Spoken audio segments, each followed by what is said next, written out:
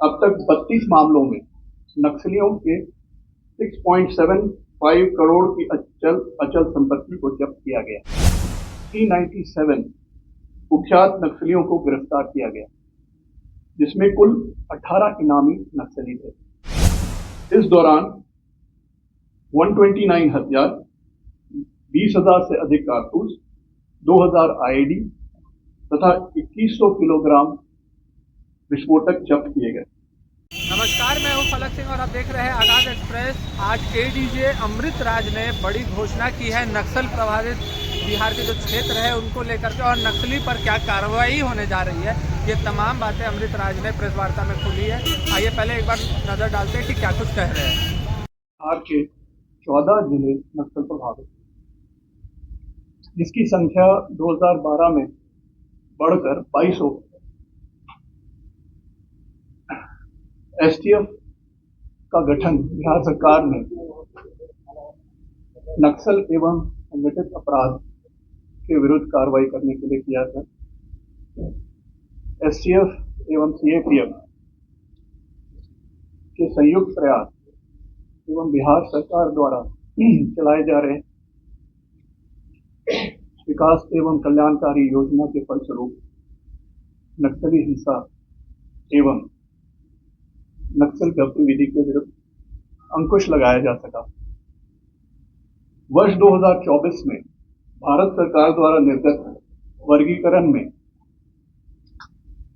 बिहार के मात्र 8 जिले को लेगेसी एवं थ्रस्ट डिस्ट्रिक्ट में की श्रेणी में रखा गया। ये जिले हैं मुंगेर, लखीसराय, जमुई, नवादा, गया, औरंगाबाद, रोहतास एवं कैमूर। आज के समय में नक्सल गतिविधि मुख्य रूप से बिहार झारखंड के सीमावर्ती क्षेत्र के 2 एक्सिस में सीमित है। पहला गया औरंगाबाद एक्सिस, दूसरा मुंगेर जमुई लखीसराय एक्सिस। इन दोनों क्षेत्रों में नक्सल छोटे छोटे समूह में सक्रिय होने की सूचना मिलती है। इनके विरुद्ध सुरक्षा बलों द्वारा व्यापक स्तर पर अभियान चलाया जा रहा है। उत्तर बिहार नक्सल मुक्त हो गया है। वर्ष 2023 में जोनल कमांडर रामबाबू रामपुर राजन को 2 AK-47 के साथ गिरफ्तार किया गया, जिसके पश्चात उत्तर भारत में नक्सल गतिविधियों पर विराम लगाया जा सका। इसके बावजूद आसूचना संकलन कर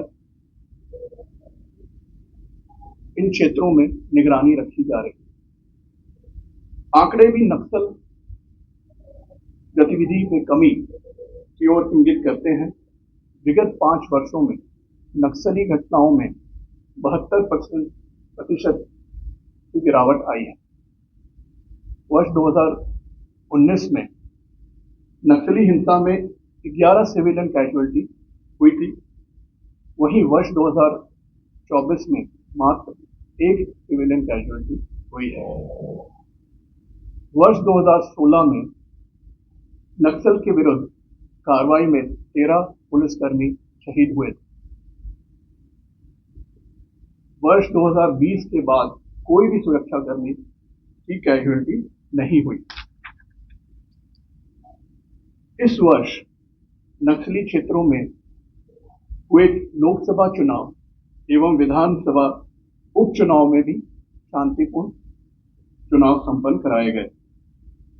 वर्ष 2022 में के प्रारंभ में 118 सशस्त्र दस्ता के सदस्य गिरफ्तारी हेतु वांछित थे, जिसकी संख्या वर्तमान में घटकर 18 हो गई। कार्रवाई को अगर देखें तो आसूचना आधारित नक्सल रोधी अभियान में विगत 3 वर्षों में पुलिस मुठभेड़ में 3 नक्सलियों को न्यूट्रलाइज किया गया एवं 397 कुख्यात नक्सलियों को गिरफ्तार किया गया, जिसमें कुल 18 इनामी नक्सली थे।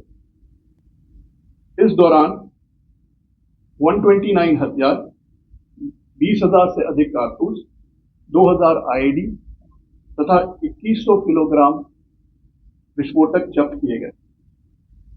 बरामद किए गए हथियार में 11 रेगुलर और 31 पुलिस से लूटे गए हथियार थे। केवल इस वर्ष की बात करें तो राज्य एवं राज्य से बाहर से 123 नक्सली गिरफ्तार किए गए, जिसमें 11 इनामी नक्सली थे, एक पुलिस राइफल सहित कुल 24 हथियार, 2,432 कारतूस, 554 डेटोनेटर, 151 आईडी और 146 किलोग्राम विस्फोटक बरामद किया गया।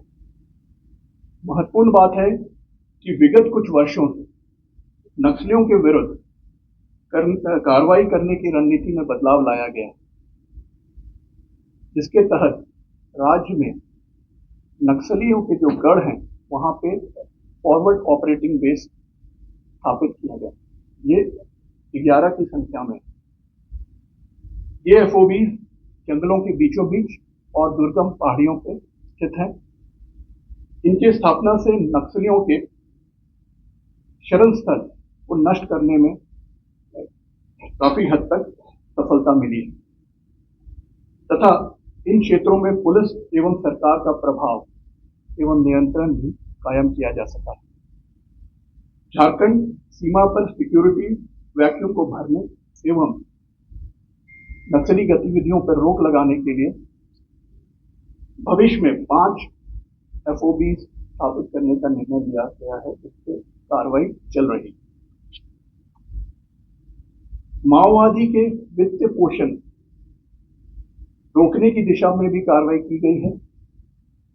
अफीम की अवैध खेती माओवादी के वित्त पोषण का प्रमुख स्रोत है।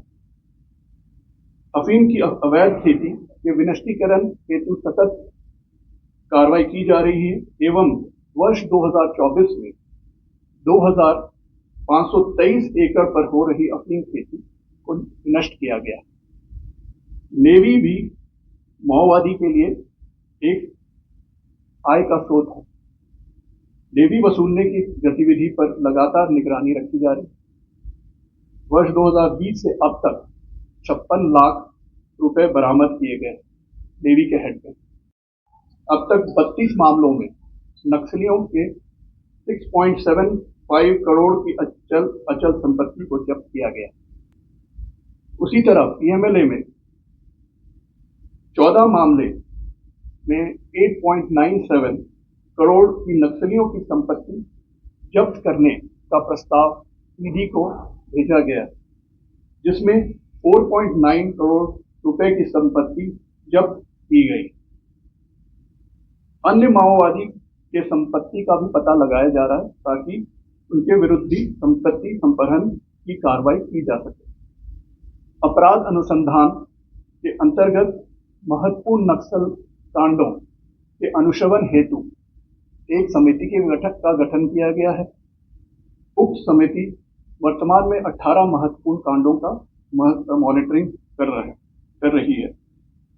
वर्ष 2024 में यूएपीए के अंतर्गत 40 कांडों में कुल 120 नक्सलियों के विरुद्ध अभियोजन स्वीकृतादेश प्राप्त किया गया है। सरकार की वामपंथी उग्रवादियों के लिए आत्मसमर्पण एवं पुनर्वास नीति के भी अच्छे परिणाम सामने आए हैं। उक्त योजना के अंतर्गत 2020 से 22 नक्सलियों ने आत्मसमर्पण किया है। नक्सल के फ्रंटल ऑर्गेनाइजेशन को भी चिन्हित कर उनकी गतिविधि पर नजर रखी जा रही है। नक्सल के विरुद्ध लगे एजेंसियों की क्षमता एवं इंफ्रास्ट्रक्चर के उन्नयन पर भी काम किया जा रहा है। स्पेशल इंफ्रास्ट्रक्चर स्कीम के तहत फेज 1 में नक्सल प्रभावित क्षेत्रों में 85 फोर्टिफाइड थानों का निर्माण कार्य पूर्ण कर लिया गया। फेज 2 में स्वीकृत 27 थानों में से 25 के भवन का निर्माण कार्य पूर्ण हो गया। 2005 में विशेष कार्य बल में 9 चिता कार्यरत थे, जिसकी संख्या बढ़कर अब 34 हो गई। इसमें से 19 चिता नक्सल प्रभावित जिलों में प्रतिनियुक्त है। उन्हें लगातार विशेष प्रशिक्षण भी प्रदान की जा रही है। नक्सल प्रभावित क्षेत्रों में नागरिकों को मुख्य धारा में जोड़ने के उद्देश्य से कई जन कल्याणकारी योजनाएं भी चलाई जा रही। सड़क संपर्क योजना के तहत राज्य के 8 जिलों में, जैसा कि आपने देखा और सुना, उनका साफ तौर पे कहना है कि बिहार में जो पहले के तुलना में नक्सली का जो प्रभाव है वो अब खासा कम हो चुका है, और जो भी बचे खुचे राज्य है जहां पर नक्सल प्रभाव दिखने को मिलता है वहां एक बड़ा ऑपरेशन चालू होगा, और जिस पर पूरे के पूरे जो नक्सल का जो प्रभाव है वो खत्म हो जाएगा। और साथ ही में उन्होंने नई योजनाएं भी बताई कि किस तरीके से वो नक्सलवाद प्रभावित एरिया पे वो क्या एक्शन लेते हुए नज़र आ रहे हैं, और कहां कहां कमी आई है, और जो एरिया में अभी भी नक्सल प्रभावित क्षेत्र है उस पर किस तरीके की STF जो गठन की गई है उनके द्वारा क्या कार्रवाई करते हुए नज़र आएगी, और जल्द ही बड़ी कार्रवाई की भी बात कही जा रही है। तब तक के लिए जुड़े रहे हमारे साथ, देखते रहे आगाज़ एक्सप्रेस। धन्यवाद।